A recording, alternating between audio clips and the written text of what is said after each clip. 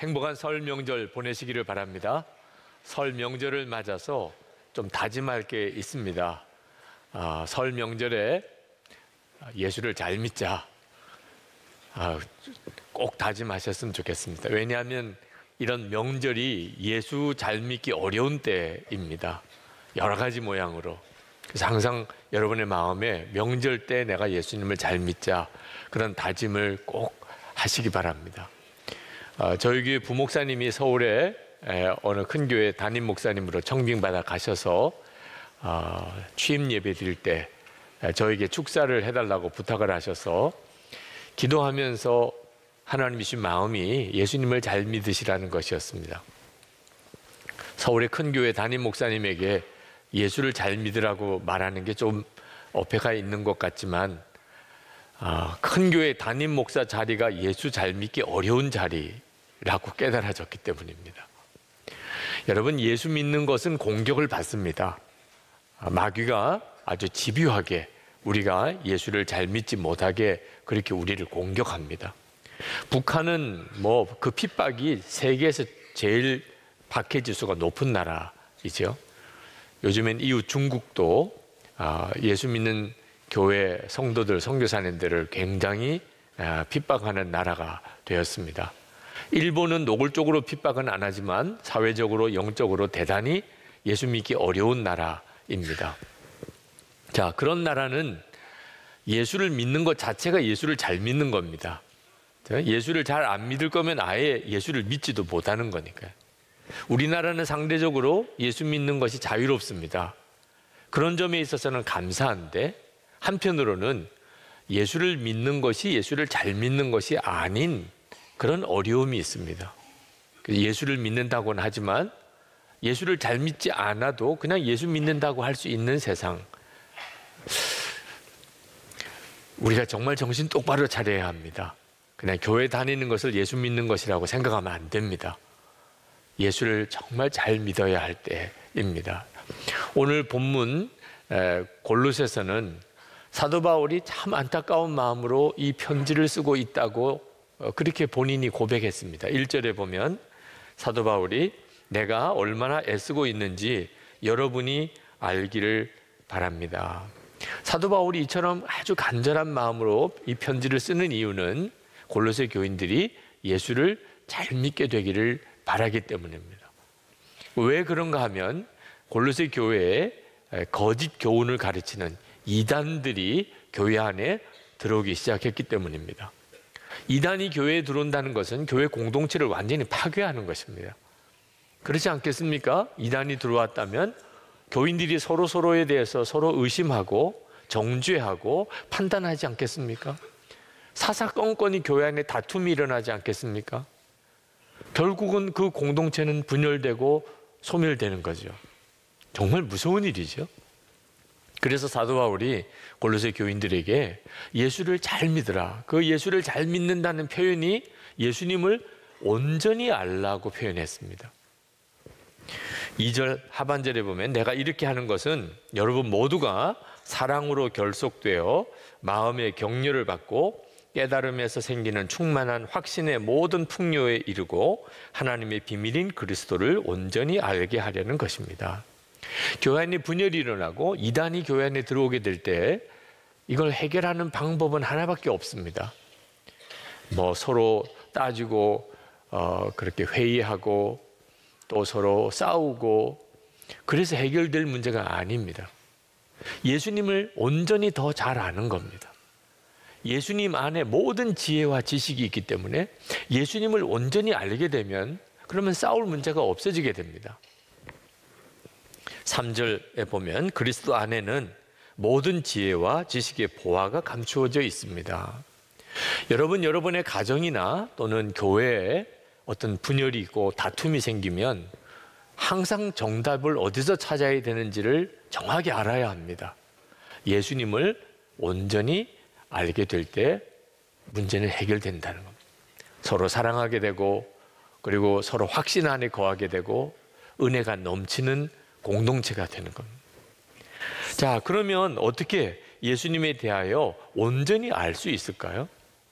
그건 배워서 하는 지식을 말하는 게 아닙니다. 예수님 안에 거하라는 겁니다. 예수님 안에서 살아가라는 겁니다. 6절에 이렇게 말씀했습니다. 그러므로 여러분이 그리스도 예수를 주님으로 받아들였으니 그분 안에서 살아가십시오. 여러분이 다 예수님을 주님으로 받아들인 사람이잖아요. 그러니 주 안에서 살아가십시오. 여러분, 이 말씀을 오늘 정확히 붙잡아야 됩니다. 예수님을 믿는 것과 예수님 안에서 사는 것은 너무나 큰 차이가 있습니다. 사도 바울이 5절 말씀에 보면 골로새 교회에 와본 적도 없고 골로새 교인들을 만난 적도 없는데 골로새 교인들의 형편을 잘 안다고 말씀하고 있습니다. 어떻게 잘 알 수 있죠? 예수님께서 사도 바울 안에도 계시고 골로새 교회 교인들 안에도 계시기 때문에 그렇습니다. 그러므로 사도 바울이 예수님 안에 거하는 사람이었기에 예수님께서 골로새 교회의 모든 형편과 처지를 사도 바울에게 알게 해주신 겁니다. 영으로 알게 된 거죠. 야, 예수를 믿는다는 것은 진짜 교회만 다니는 게 아닙니다. 예수님께서 우리 안에 계시고 내 안에도 계시고 우리 교회 안에 계시고, 그래서 우리는 정말 놀라운 성령의 역사를 경험하며 살게 되는 겁니다.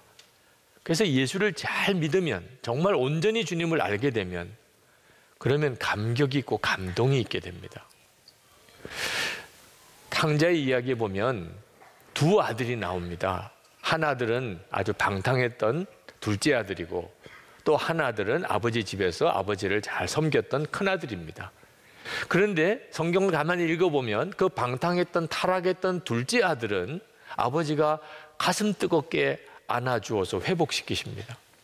그런데 아버지 집에서 말 잘 듣는 것 같은 첫째 아들은 끝까지 아버지가 그 아들을 품어내지를 못합니다. 이유가 뭘까요? 아버지 집에는 있었지만 아버지 안에 거하지는 않았기 때문에, 아버지의 마음을 도무지 이 큰아들은 전혀 알지 못했던 겁니다. 저는 어려서부터 교회에서 자랐기에 주일 예배 빼먹은 적이 없습니다. 그래서 상도 많이 받았습니다. 근데 저는 어릴 때부터 예배 드릴 때 찬송이 너무 기쁘고 춤을 출 만큼 감격스럽고 이런 경험을 예배 때 전혀 경험을 못했습니다. 제 어린 시절에 예배 잘 드리는 기준은 떠들지 마였습니다. 저는 안 떠드는 데 있어서는 얼마든지 잘할 자신이 있었습니다. 예배 시간에 옆 사람하고 이야기 안 하고 떠들지 않고 예배 시간 늦지 않고 그리고 꼿꼿하게 자세를 바로 하고 예배 드림으로 인하여 상 많이 받았습니다. 예배 잘 드린다고. 그런데 나중에 깨닫게 된 것은 하나님이 정말 기뻐하시는 예배는 그렇게 떠들지 않고 가만히 앉아 있는 게 아니었습니다. 지금 아마 깨달아지는 것이, 하나님께서 그때 저에게 무슨 말씀을 하셨을 때 내가 알아들었다면 이랬을 것 같습니다. 너는 왜 내 앞에만 오면 그렇게 환한 얼굴이냐? 정말 아무 표정도 없고 아무 감동도 없이 예배 시간에 그냥 꼿꼿하게 앉아서 끝날 때까지 예배 잘 드렸으니까. 저는 제일 은혜 받은 시간이 끝나는 시간, 예배 끝나는 시간이 제일 은혜가 되더라고요. 여러분, 사춘기 때 아이들 표정 대략 짐작이 가시죠? 네, 아무 낙도 없고 아무 관심도 없고, 그죠? 그냥 정말 짜증충만 하고 그런 표정으로 예배 시간에는 앉아 있으면 그냥 예배 잘 드렸다고 하던 그 시절을, 뭐가 문제였을까? 예수님을 인격적으로 몰랐던 거예요. 예수님을 인격적으로 만나지 못했으니까 예배는 의무였습니다. 근데 예수님을 인격적으로 알게 되고 제가 예수님 안에 거하는 눈이 열리게 되면서부터 찬송이 달라지고 예배가 달라졌어요. 그냥 예수 믿는 거하고 예수님 안에 거하는 것, 예수님 안에서 사는 것은 정말 놀라운 차이가 있습니다. 여러분, 예수님 안에 사는 것은, 그럼 어떻게 하면 예수님 안에 살 수 있을까? 예수님이 내 안에 계신 것을 믿는 거예요. 에베소서 3장 17절에 보면 믿음으로 말미암아 그리스도께서 너희 마음에 계시게 하시었고 너희가 사랑 가운데서 뿌리가 박히고 터가 굳어져서, 이렇게 표현했습니다. 예수님이 하신 말씀이 요한복음 15장 4절에 너희가 내 안에 거하라. 그러면 나도 너희 안에 거하리라. 이 두 말씀을 가만히 비교해 보면 어떻게 하면은 예수님이 우리 안에 거하시게 되는지를 아주 참 놀랍게 대조적으로 말씀하고 있습니다. 예수님은 내 안에 거하라. 에베소서 3장 17절에는 믿음으로 말미암아. 이 말이 같은 말이라는 걸 알 수 있습니다. 그러니 우리가 예수님 안에 거하는 것은 예수님이 내 안에 계신 것을 정말 믿는 것입니다.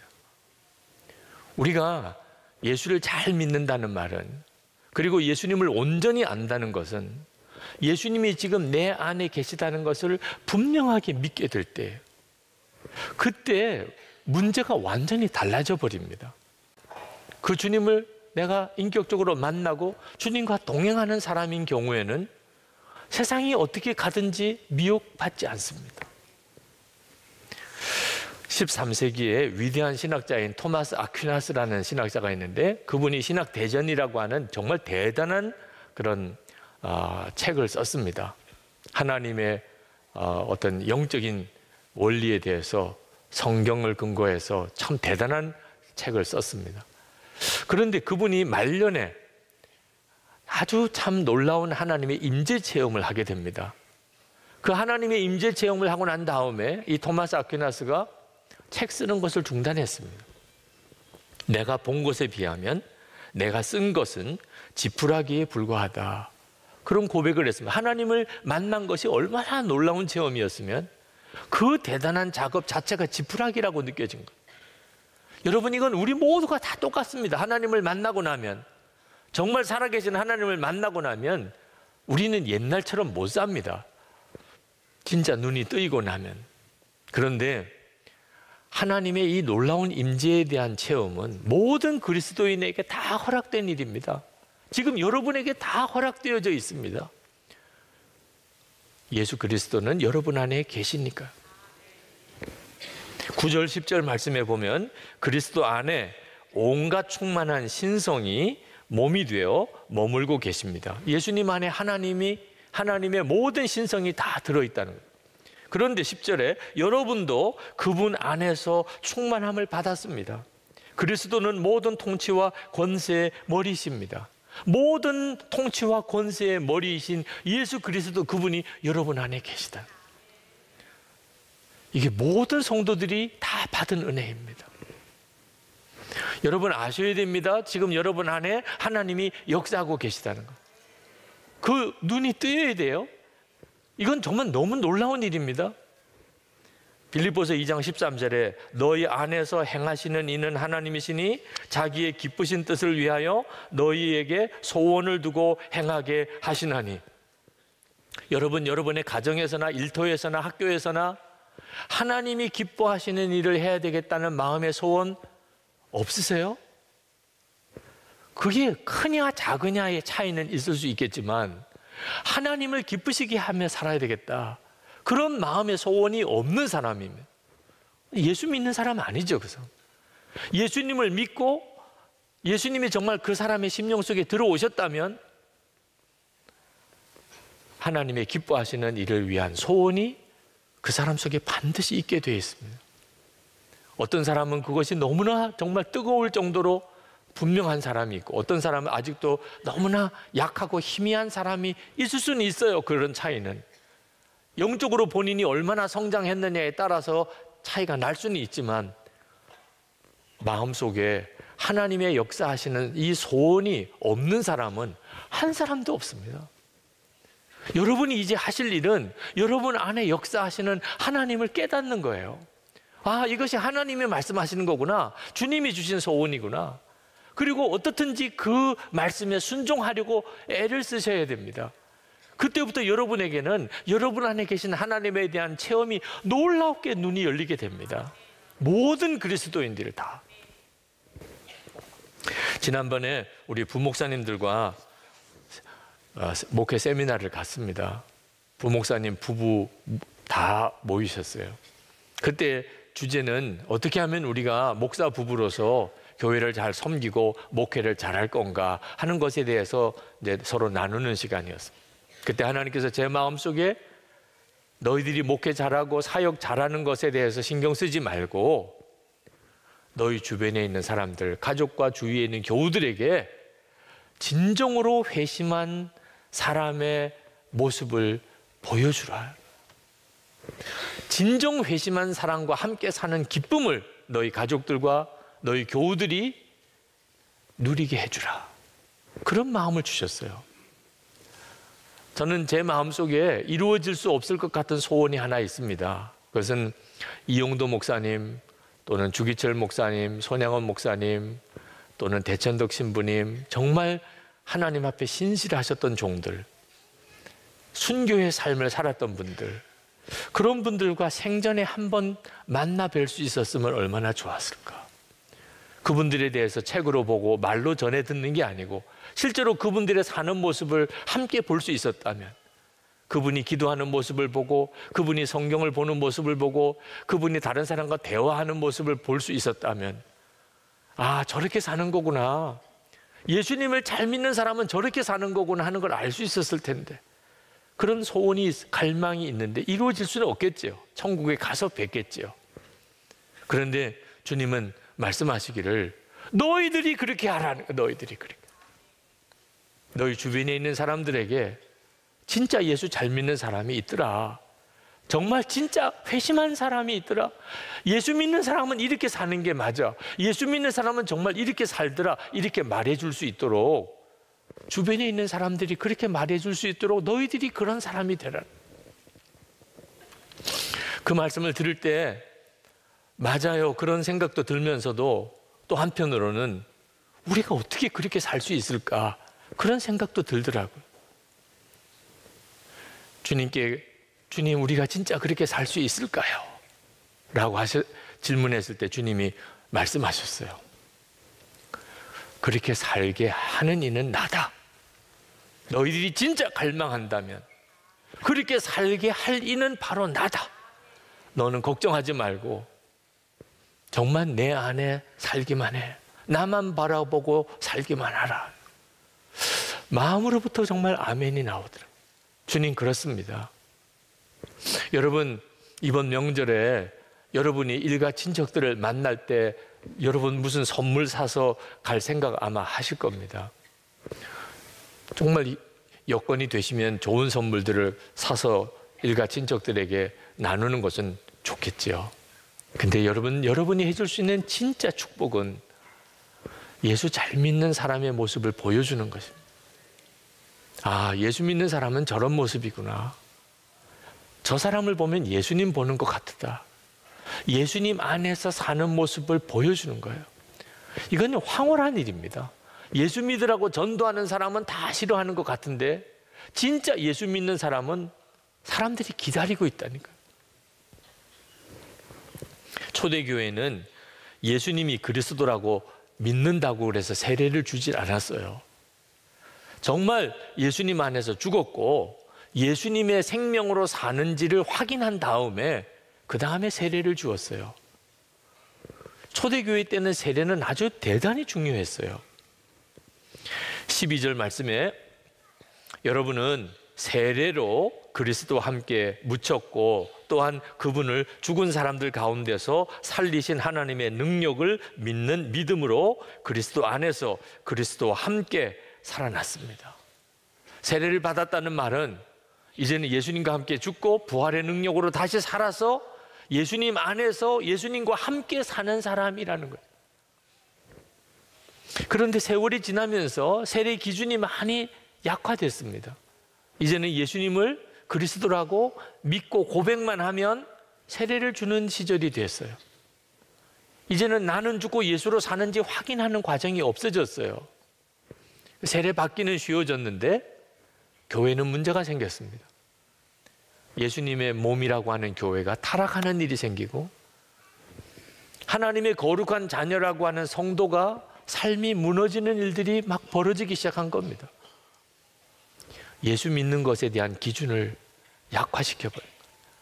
그러니 여러분, 그냥 예수 믿는 게 아니고 예수를 잘 믿어야 한다는 겁니다. 중국 교회가 지금 많이 어려운데 중국 교회 지도자들을 만나보면 한결같이 그런 이야기를 하세요. 지금 우리 중국 교회는 아주 축복받는 기간입니다. 어떻게 그렇게 생각하십니까? 하나님께서 허락하셨으니까 고난도 주어지는 것입니다. 하나님은 이 고난을 통해서 중국 교회를 정결하게 하시고 더 주님 안에 있게 만드시려고 하시는 것 같습니다. 그 말씀을 들으면서 참 이분들이 대단한 분들이라고 생각이 들었습니다. 여러분, 우리는 그런 고난은 없습니다. 여러분, 그렇기 때문에 지금 우리가 정신 차려야 합니다. 고난을 당하고서야 정결해지고 주님과 온전히 연합하는 일, 꼭 그래야만 될 이유가 없잖아요. 지금 그렇게 해야 합니다. 저는 처음에 24시간 예수님 바라보고 사는 것은 수도원에나 들어가야 되는 일인 줄 알았습니다. 그런데 매일 주님을 바라보는 일기를 쓰면서 학교 다니고 직장 다니고 가정생활 꾸려가면서 얼마든지 할 수 있다는 걸 알게 됐습니다. 여러분, 그 점에 대해서 궁금하시면 이번에 오늘까지 등록 마감인데 예수 동행일기 훈련 들어와 보세요. 한번 훈련 받아보시라고. 저는요, 예수님과 친밀히 동행하는 것은 개인적인 영성인 줄 알았습니다. 그런데 일기를 같이 나누어 쓰다 보니까 함께 하는 것이 훨씬 더 유익하고 더 풍성하다는 걸 알았어요. 그래서 일기를 통해서 나눈 방에서 서로 일기를 서로 나누고 주님과 동행하려고 서로 격려하게 된 겁니다. 하나님이 허락하셔서 우리 교회 안에 예수님과 친밀히 동행하는 운동이 시작이 됐는데 이건 정말 너무나 소중한 것입니다. 여러분들이 이 기회를 놓치지 않게 되기를 바랍니다. 오늘 우리가 성찬을 받는데 이 성찬은 세례 받을 때 믿음을 다시 회복시키는 겁니다. 그냥 예수 그리스도라고 아는 것으로 세례 받은 그 수준 말고 오늘 성경이 말하는 대로 예수님과 함께 죽고 부활의 능력으로 사는, 그렇게 되었을 때 받았던 그 세례, 오늘 성찬을 통하여 하나님께서 우리에게 다시 회복시켜 주신 예수님의 살과 피를 먹고 마시면서 나는 예수님과 함께 이미 죽었고 예수님으로 사는 자가 되었다는 것을 오늘 하나님이 여러분에게 다시 회복하시는 시간이 되기를 축복합니다.